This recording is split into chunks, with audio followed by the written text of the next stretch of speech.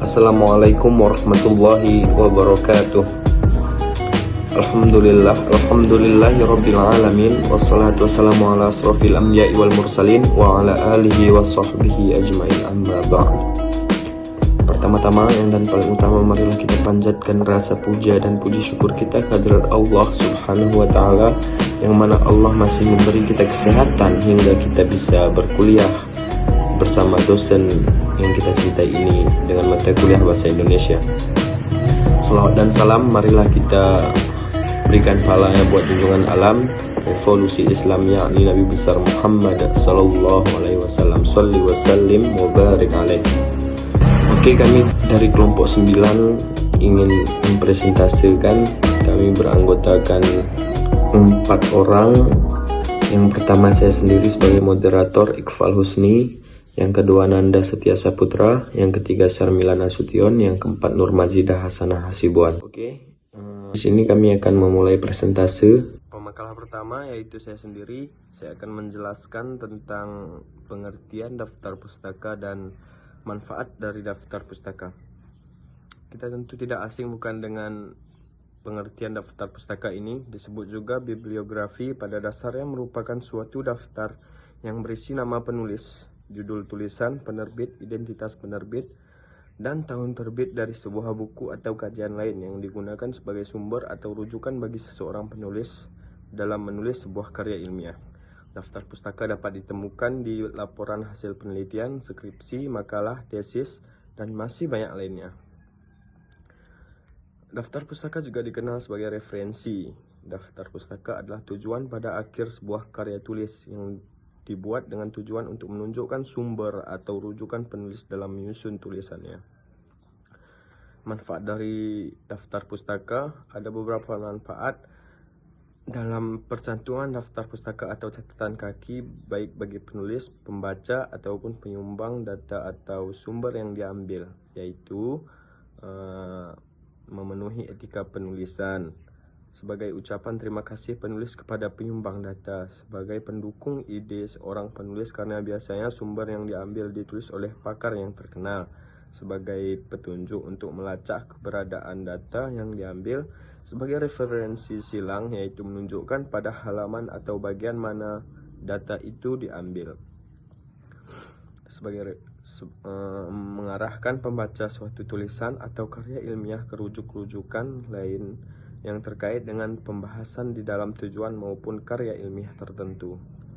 Oke, selanjutnya fungsi daftar pustaka, dan seterusnya akan dibacakan pemakalah selanjutnya. Perkenalkan, nama saya Nanda Setia Saputra, NIM 0204212150. Oke, jadi di sini saya akan menjelaskan sedikit tentang fungsi dari daftar pustaka dan unsur-unsur dari daftar pustaka. Oke, yang pertama fungsi. Dalam membuat daftar pustaka tentu ada fungsinya. Adapun fungsi dari daftar pustaka yaitu dapat menunjukkan bahwa tulisan dan juga informasi dalam karya ilmiah bukanlah hasil dari pemikiran penulis, melainkan dari hasil pemikiran orang lain juga. Memberikan sumber informasi yang ditulis agar nantinya bisa ditelusuri oleh para pembaca jika ingin mengetahui informasi maupun teori tersebut dengan lebih lengkap. Menunjukkan apresiasi atau penghargaan penulis terhadap karya orang lain dijadikan sebagai rujukan penulisan. Menunjukkan bahwa kita sedang membuat karya tulis dan tidak dengan asal-asalan, melainkan kita menulis berdasarkan referensi-referensi yang bisa dipertanggungjawabkan.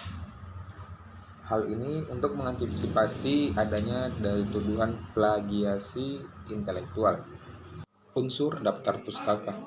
Dalam daftar pustaka memiliki beberapa unsur di dalamnya, diantaranya adalah sebagai berikut.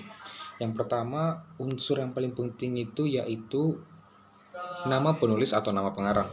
Yang kedua yaitu judul buku serta judul artikelnya. Yang ketiga yaitu tahun terbit dan juga edisinya apabila ada. Yang keempat, tempat terbit daftar pustaka itu di mana. Dan yang kelima yaitu nama penerbitnya. Kelima unsur ini harus ada dalam setiap penulisan daftar pustaka. Namun, jika ada beberapa unsur yang tidak ditemukan dalam sebuah karya tulis atau rujukan, maka kita bisa memberikan keterangan tambahan di dalamnya. Terima kasih. Tujuan daftar pustaka. Tujuan dari penulisan sumber kutipan dan daftar pustaka adalah sebagai berikut. Agar terhindar dari tuduhan penciplakan atau plagiarisme, menghargai penulis sebelumnya, membantu pembaca yang ingin tahu lebih dalam mengenai sumber kutipan. Penulisan sumber kutipan. Ada dua jenis kutipan langsung, yaitu kutipan langsung panjang dan kutipan langsung pendek. Kedua kutipan ini berbeda cara menuliskan dan syaratnya. Daftar pustaka dari buku dengan satu pengarang. Penulisan nama dibalik, artinya jika nama pengarang terdiri dari dua kata atau lebih, maka nama paling belakang dari pengarang diletakkan di bagian paling awal, lalu dipisahkan dengan tanda koma, baru diikuti dengan nama depan. Contoh lain, jika namanya Hasna Wijayati, maka dibalik menjadi Wijayati Hasma. Jika dalam buku yang diacu itu tercantum nama editor, penulisannya dilakukan dengan menambahkan singkatan. Apabila beberapa buku ditulis oleh seseorang pengarang, maka nama pengarang cukup ditulis sekali pada buku yang disebut pertama. Setelah nama pengarang, cantumkan tahun terbit dengan dibubuhkan tanda titik. Setelah nama, cantumkan tahun terbit dari buku yang dijadikan referensi. Bagian terakhir dalam penulisan daftar pustaka sebuah buku adalah mencantumkan kota penerbitan dan nama penerbit yang mencetak buku tersebut. Dahulukan penulisan nama kota, baru diikuti dengan nama penerbit yang dibatasi dengan tanda titik 2.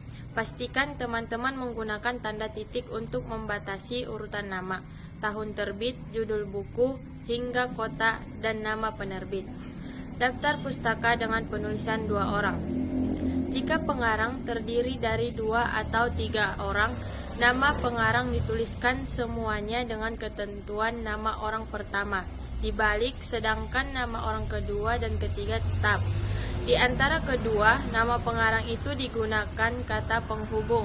Baiklah, sebelumnya terima kasih kepada moderator yang telah memberikan saya kesempatan untuk membacakan materi selanjutnya. Nama saya Sarmila Nasution, saya akan membacakan materi tentang sejarah daftar pustaka. Sejarah penulisan daftar pustaka bergaya font cover. Nama font cover diambil karena sekelompok editor jurnal kedokteran berbahasa Inggris berkumpul di Vancouver, British Columbia, Kanada pada tahun 1979, yaitu untuk membicarakan petunjuk untuk format manuskrip yang akan diterbitkan pada jurnal tersebut. Kelompok ini kemudian disebut sebagai Vancouver Group. Kelompok ini berkembang kemudian secara resmi disebut sebagai The International Committee of Medical Journals Editor. Petunjuk umum tentang penulisan naskah yang disusun oleh grup ini dikenal sebagai Uniform Requirement of Manuscript Submit to Biomedical Journal. Di dalamnya mengandung petunjuk mengenai tata cara penulisan daftar rujukan. Tata cara ini dikenal sebagai gaya Vancouver atau Vancouver Style. Kelompok ini bertemu setiap tahun. Pada Januari 1997 telah diterbitkan Uniform Requirement for Manuscript Submitted to Medical Journal, edisi ke-5, 1, 3, 4, 5, 6.